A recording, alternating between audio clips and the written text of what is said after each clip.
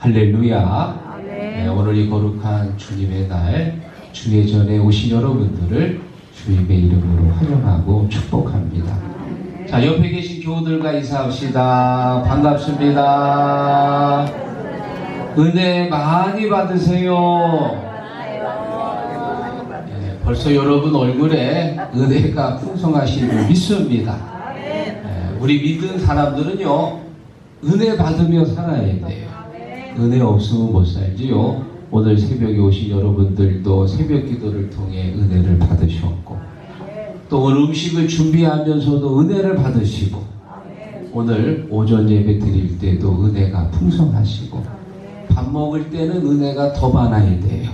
아주 웃으면서 밥 잘 드시고요. 또 오늘 헌신 예배도 우리 하나님께서 은혜 가운데 인도하실 줄로 믿습니다. 저는 오늘 본문의 말씀을 가지고 종말을 사는 성도의 자세라는 제목을 정했습니다. 오늘 본문 7절에 보면 만물의 마지막이 가까이 왔으니, 만물의 마지막 세상 종말입니다. 언제부터 종말이었을까요? 2000년 전 예수님께서 이 땅에 오신 때부터, 그때부터 종말은 시작이 되었습니다. 그 이후로 사람들은 종말론적인 세상을 살고 있습니다. 바울 사도는 복음을 전할 때 예수님이 곧 오신다고 전합니다. 바울은 사실 알고 보면 종말론자였습니다. 그런데 예수님이 오지 않았습니다. 그 이후로 많은 사람들이 시간을 정해놓고 예수님이 오신다고 얘기했지만 여전히 안 오고 있습니다. 그러면 예수님은 영영 안 오실까요? 아닙니다. 예수님은 반드시 오십니다. 사도행전 1장에 보면 예수님 승천하실 때 옆에 2명의 천사가 있었습니다. 천사가 거기 있던 사람들에게 말합니다. 어찌하여 예수를 보고 있느냐? 너희 가운데 올라가신 예수님은 너희가 본 그대로 오시니라. 믿습니까? 주님은 반드시 오십니다. 그러나 언제 오실지 모르지요. 그것도 도적같이 오신다고 그랬습니다. 그래서 우리 신앙인들은 항상 깨어 있으면서 주님 오실 날을 기다리며 늘 믿음으로 승리하시기를 축원합니다. 종말을 사는 성도들의 자세 첫 번째, 정신을 차리고 근신하여 기도해야 한다. 7절 같이 읽어보겠습니다. 만물의 마지막이 가까이 왔으니 기도하라. 아멘. 여러분, 말세가 되면은 사람들 가운데 나타나는 공통된 특징 중에 하나가 뭐냐? 사람들이요, 바빠요. 아주 정신을 못 차릴 정도로 바빠요. 그래서 늘 하는 말이, 아이고, 언제 이렇게 하루가 후딱 갔지?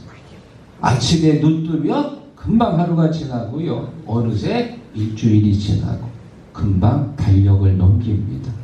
그래서 사람들이 인사도요, 이렇게 인사하는 걸 좋아해요. 집사님 바쁘시지요? 권사님 바쁘지요?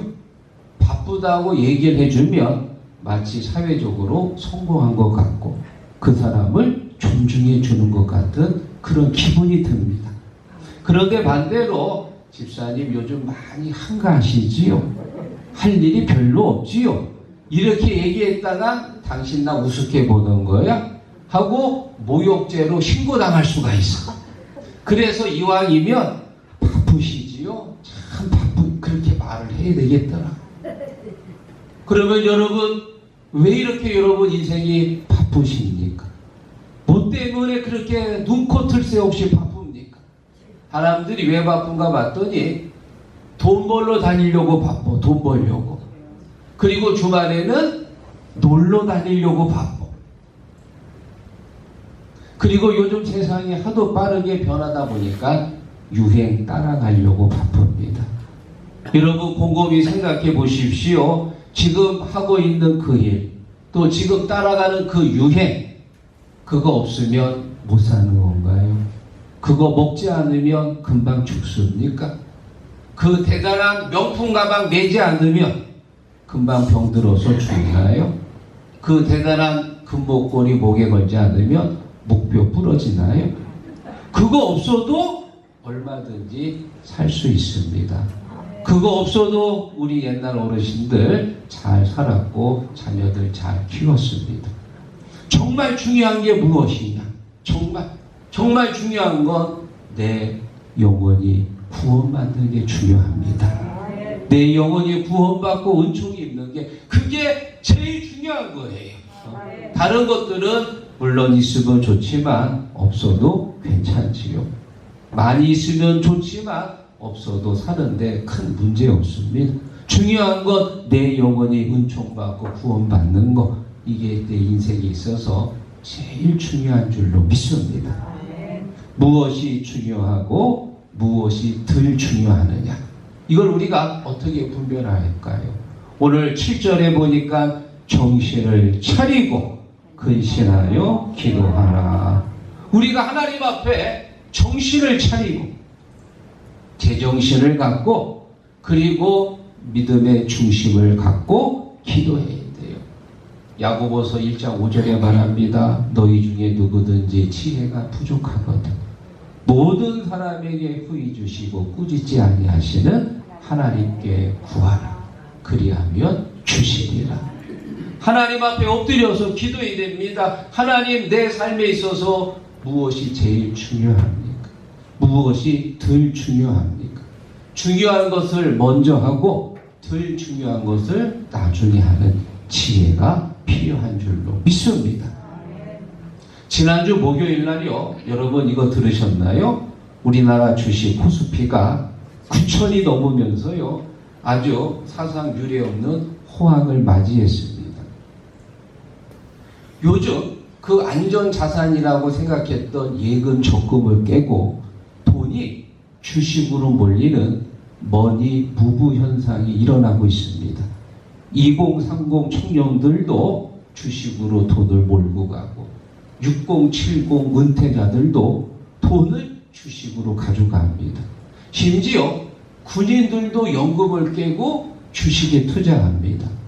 여러분이 군인연금은 나라에서 목돈을 만들려고 기회를 주는 정책적 적금이라 이율이 굉장히 높다고 그래요.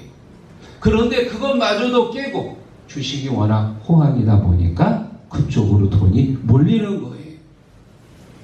사실 저도 올해 1월 달부터 교회에서 주는 은퇴 적금을 전에는 저 은행 적금으로 번,는데 1월 달부터 주식에 있는 연금 저축 펀드를 개설해 가지고 매월 S&P 500 ETF를 조금씩 모아가고 있습니다. 저처럼 이렇게 여윳돈을 가지고 조금씩 적립식으로 모아가는 것은 바람직한 모습인데, 어떤 사람들은 돈을 빌려가지고 아주 일확천금을 꿈꾸면서 대박을 노리는 사람들이 있습니다. 그런 사람들은요 굉장히 위험천만한 도박을 하고 있는 거지요. 여러분 놀라지 마세요. 지금 우리나라 일명 B2 증권회사로부터 돈을 빌려서 투자하는 액수가요, 놀라지 마세요, 38조라고 합니다. 하나도 안 놀랬습니다. 내가 그럴 줄 알았지. 38억이 아니고 38조. 좀 놀라는 척이라도 좀 해봐. 38조. 어머나 세상에. 1억이라도 만졌으면 좋겠네. 1,000만 원만 만져도 좋다고. 그러게 말이에요. 코스피가 많이 올랐다고 그래서요, 거기에 투자하는 사람들이 대부분 돈을 번다고 생각하지만 통계적으로 보면 반 이상이 오히려 잃는다는 거예요. 사랑하는 성도 여러분, 우리가 정신을 차려야 됩니다. 이 악한 세상에 우리의 눈과 귀를 현혹하는 많은 것들이 있습니다. 거기에 정신이 팔려서 정신을 못 차리고 아무데나 쫓아가는 어리석은 사람이 되지 마시고요, 정신을 차리고 근신하여 기도하시기를 주의 이름으로 축원합니다. 자, 종말을 사는 성도들의 두 번째 자세, 뜨겁게 사랑해야 한다. 8절 읽어봅니다. 무엇보다도 뜨겁게 서로 사랑할지니 사랑은 바다 이를 거두니라. 아멘. 뜨겁게 서로 사랑할지니. 사랑하라는 얘기는 우리가 어릴 때부터 많이 들어서 알고 있는데 뜨겁게 사랑하라. 뜨겁게. 개역 성경에 보면은 열심으로 사랑하라고 나와 있고요. 공동 번역에 보면은 진정으로 사랑하라라는 말이 있습니다. 혹시 여러분 중에 뜨겁게 사랑하라고 그래서 뭐가 좀 강하게 포옹을 해도 막 어깨가 막 으스러질 정도로 꽉 껴안고 뽀뽀를 해도 얼굴에 막 자국이 남을 정도로 힘있게 뽀뽀하고 뭐 그런 걸 연상할 수 있지만 이걸 성서적으로 풀어보면 이런 얘기입니다. 바울이 쓴 성서 중에서요, 옥중서신 중에 빌레몬서라고 있습니다. 바울이 빌레몬에게 쓴 편지입니다. 어디서 썼어요? 감옥에서 쓴 거예요. 감옥에서. 왜 썼냐? 감옥에 갇혔는데 그 옆에 누가 있었냐? 오네시모라는 사람이 있는 거예요. 얘기를 하다 보니까 도망친 노예입니다. 노예 사냥꾼한테 잡혀가지고 로마 감옥에 끌려온 거예요. 도망친 노예 누가 쓸 수 있습니까? 죽는 길밖에 없지요. 그런데 바울이 이 오네시모에게 복음을 전했습니다. 그랬더니 이 친구가 복음을 받아들였어요. 그리고 하나님의 자녀가 된 거예요. 그래 얘기하다 보니까 글쎄 이 바울이 알고 있는 골로새 교회 일꾼이었던 빌레몬의 노예였던 거예요. 기가 막힌 은혜지요. 그래서 지금 빌레몬에게 편지 쓰고 있습니다. 당신이 데리고 있었던 노예 오네시모를 내가 감옥에서 만났는데 그에게 복음을 전했더니 그가 예수 믿고 하나님의 자녀가 되었습니다. 이제는 주인과 노예가 아니고 우리는 하나님 안에서 같은 형제가 되었습니다. 전에는 당신한테 아무 쓸모없는 그런 종이었지만 이제는 우리와 당신에게 유익한 하나님의 자녀가 되었습니다. 기가 막힌 은혜지요. 여기까지만 봐도 정말 대단한 사랑을 베푼 사도입니다. 자, 그런데 바울이 여기서 조금 더 깊이 들어갑니다. 이 오네시모가 도망칠 때 그냥 도망친 게 아니고 주인의 돈을 훔쳐서 도망을 쳤어. 그러니 빌레몬이 오네시모란 말만 들어도 막 이를 갈고 있을 거예요. 도망친 것도 큰 손해인데 돈까지 훔친 거예요. 돈까지. 여러분, 사람과의 문제 중에서 돈이 들어가잖아요. 굉장히 민감합니다. 그거 해결하지 않으면 항상 앙금이 남아있어요. 속해 드릴 때 돈 없어가지고 권사님 나가서 3,000원만 꿔줘. 3,000원만. 3,000원 꿨는데 다음 주에 안 갚잖아요. 그러면 저 양반이 왜 내고 안 갚지? 저거 안 갚으려. 2주 지나고 한 달 지나면 맨날 그 사람만 보면 돈만 생각난다니까. 그거 해결해야 되거든요. 그래 바울이 빌레몬에게 편지 쓰기를 오네시모가 훔쳐간 그 돈을 내가 갚겠습니다. 그러니 이 오네시모를 우리 믿음의 형제로 받아주시기 바랍니다. 할렐루야. 뜨겁게 사랑한다는 얘기는 내가 그 사람을 사랑하되 내 것을 손해보더라도 내 자존심이 구겨지더라도 내가 그를 사랑하는 게 그게 바로 뜨겁게 사랑하는 거예요. 믿습니까? 여러분 말세 때에는요 사랑하시되 뜨겁게 내 것을 손해보더라도 내 자존심이 구겨지더라도 사랑하는 지혜가 있기를 주의 이름으로 축원합니다. 마태복음 24장에 보면 예수님의 종말장이 나오는데요. 이 종말론에 대해서 예수님 이렇게 말씀하십니다. 그때에 많은 사람이 서로 잡아주고 서로 미워하게 했으며 언제요? 그때 말세 종말입니다. 그때는 사랑이 식어집니다. 그래가지고 사람들이요 서로 미워하게 돼요. 공중 권세 잡은 마귀가 자기가 끝날 때가 된 줄 알고요 할 수만 있으면 사람들을 현혹시키고 사람들 사이에 사랑을 식어가게 해가지고요 부부끼리 서로 싸우게 하고 부모와 자녀들끼리 서로 갈라지게 하고 노사끼리 서로 갈등을 일으키게 하고 목사와 성도들끼리 서로 다투게 하고. 왜? 사랑이 식어지니까. 한번 따라해 보세요. 사랑이 식으면 시끄럽다. 믿습니까? 사랑이 식으면 시끄러워. 왜? 말들이 많아요. 사랑하는 마음이 있어야 덮어주는데 사랑이 없으면 네가 잘했느니 내가 잘했니 누가 옳으니 서로 싸우다 보면 시끄러워져. 그 대표적인 교회가 고린도 교회였습니다. 고린도 교회는 큰 교회입니다. 사람들이 많았습니다. 재정이 풍성했습니다. 은사도 많았습니다. 그런데 사랑이 식으니까 교회가 시끄러워.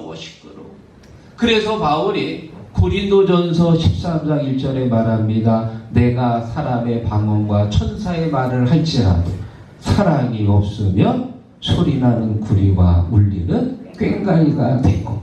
무슨 얘기냐? 시끄러워.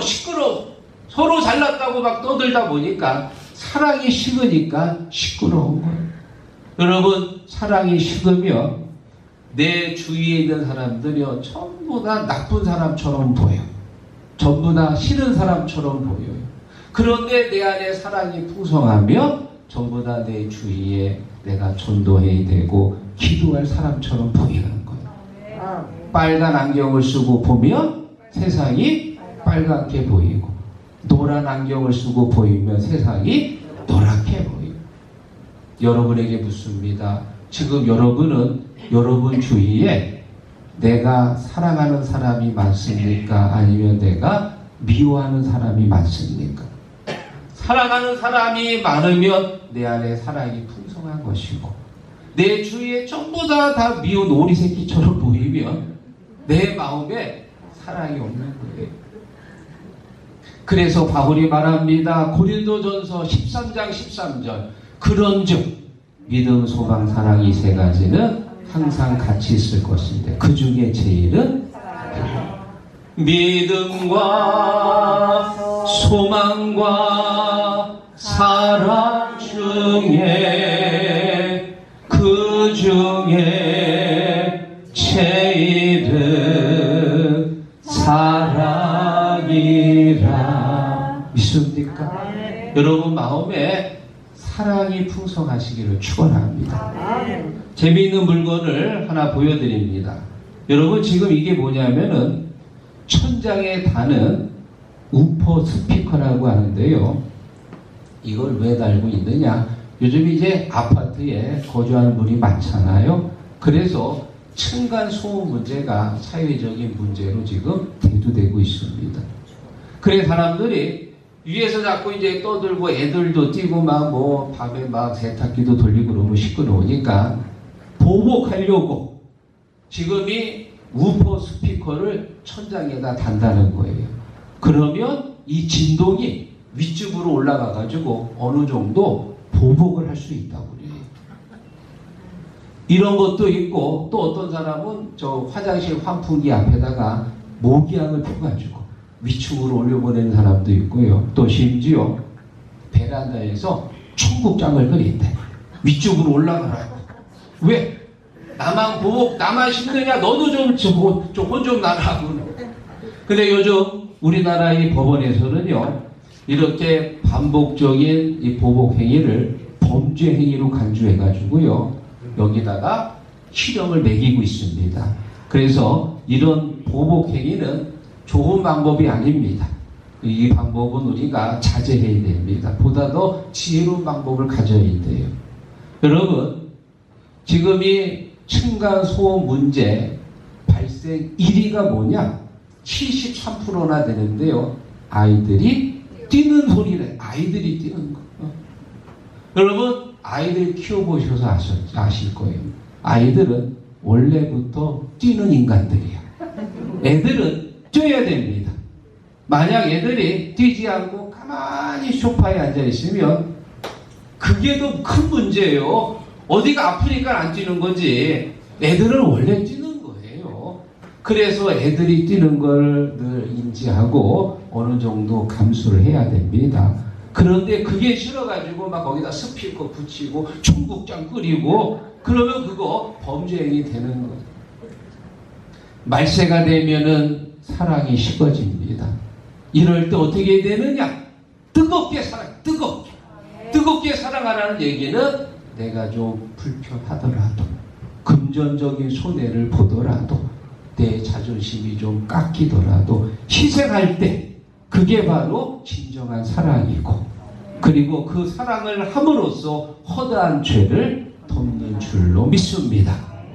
자, 마지막 세 번째, 종말을 사는 성도들의 세 번째 자세, 선한 청지기 같이 봉사해야 한다. 10절 읽어보겠습니다. 각각 은사를 받은 대로 하나님의 여러 가지 일을 맡은 선한 청지기같이 서로 봉사하라. 아멘. 여러분, 청지기는 누구냐? 주인이 맡긴 것을 내가 잘 갖고 있으면서 열심히 일하고 그리고 이제 주인이 때가 돼서 한번 가져와봐 그러면 주인한테 내가 여태까지 일한 거 다 드리는 게 그게 청지기입니다. 새번역 성경에 보면은 관리인이라고 번역을 했습니다. 내 거는 없는 거예요. 여러분 처음에 태어날 때 아기 때 뭐 돈 1,000원 들고 태어난 분 계신가요? 알몸으로 태어나서 지금 이렇게 많이 누리고 있고 많이 소유하고 있잖아요. 때가 되면 주님께서 오라고 부르실 거예요. 그러면 내 생명, 내 육신의 장막이 무너질 때 다 내려놓고 가야 돼. 믿습니까?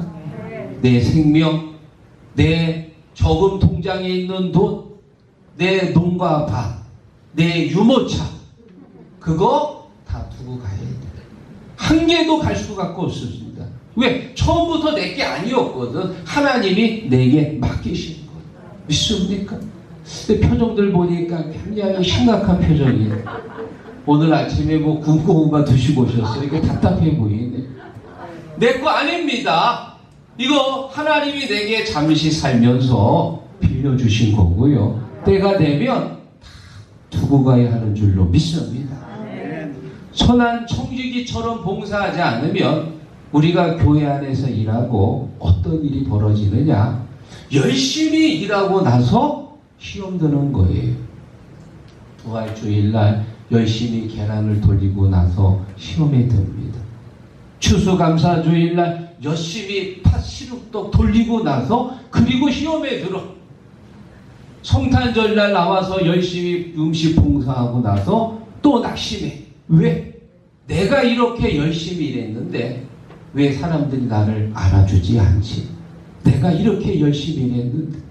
여러분, 청지기는 누구 알아달라고 일하는 사람이 아니에요. 청지기는 주인만 보고 일하는 사람이야. 왜? 주인이 청지기를 세웠습니다. 주인이 청지기에게 맡겼습니다. 주인이 칭찬하면 그게 장땡이야. 믿습니까? 물론 다른 사람들이 알아주면 좋지요. 몰라줘도 상관없습니다. 청지기는 주인 바라보고 일하는 거야. 주인. 믿습니까? 때로는 내 남편이 나의 수고를 몰라줄 수도 있습니다. 목사님이 몰라줄 수도 있습니다. 그것 때문에 실망하지 마십시오. 주님이 하시면 돼. 주님이. 믿습니까? 선한 청지기 같이 봉사하라는 얘기는 주님 바라보고 일하라 그 말. 히브리서 12장에 말합니다. 우리 주위에 구름같이 허다한 증인들이 많이 있으니 믿음의 주요 온전하게 하신 예수를 바라보자. 누구 바라봐야 돼요? 예수 바라야 됩니다. 목사님 바라보지 마십시오. 물론 여러분들이 저를 뭐 잘생겼다고 자꾸 그러는데 제가 뭐 부정할 이유는 없어요. 뭐 잘생기고 또 어떤 분은 참 젊다고 하는데 사실 젊은 것도 많지만 저를 바라보면 나중에 실망하는 거예요. 아, 조대훈 목사 그럴 줄 몰랐어. 어떻게 목사님이 그러시지? 저를 바라보면 실망합니다. 저를 바라보지 마시고 누구 바라봐야 돼요? 예수 예수. 그분은 십자가를 부끄러워하지 아니하시고 기꺼이 우리를 위해 십자가에 달리셨기 때문에 절대 변함이 없습니다. 주님 바라보고 일하시기를 축원합니다. 한 가지 예화를 드리고 말씀을 정리합니다. 감리교를 창제하신 요한 예슬이 목사님 말씀하시기를 우리가 주님 앞에 서면 심판대 앞에 서면 주님이 우리한테 세 가지를 물으시는데 첫째, 내가 너에게 준 시간을 어떻게 사용했느냐. 둘째, 내가 너에게 준 물질을 어디다가 사용했느냐. 마지막 세 번째, 내가 너에게 준 자녀를 어떻게 가르쳤느냐. 여러분, 우리가 주님 앞에 서면요, 이 세 가지 물음에 대해서 대답할 준비가 되어 있어야 됩니다. 주님께서 주신 시간, 주님을 위해 사용하시기 바랍니다. 주님께서 맡기신 물질, 세상에다가 쌓지 말고요, 주님을 위해서 하늘 창고에 쌓으시기 바랍니다. 주님이 내게 맡겨준 자녀, 잘 믿음으로 양육해서 내가 믿은 예수, 내 자녀에게 흘러가기를 주의 이름으로 축원합니다. 사랑하는 시복 성도 여러분, 2026년도 급변하는 세계 속에서요, 많은 것들이 변하고 있습니다. AI가 나타났지요. 또 챗 GPT라고 하는 것도 있고요. 또 사람들마다 다 스마트폰을 갖고 있습니다. 생활하기는 너무너무 편리해졌는데 그래서 더 많은 유혹이 우리를 유혹하고 있습니다. 절대 흔들리지 마십시오. 믿음을 지켜야 됩니다. 종말을 살아가는 성도들의 세 가지 자세. 첫째, 정신을 차리고, 이거 아직도 정신을 못 차려요. 정신을 차려야 되는데 정신을 차리고 기도하고요. 뜨겁게 서로 사랑하고요. 선한 청진이 같이 봉사. 그래서 우리가 하나님 아버지께 영광을 돌리는 믿음의 자녀가 되시기를 주의 이름으로 축원합니다.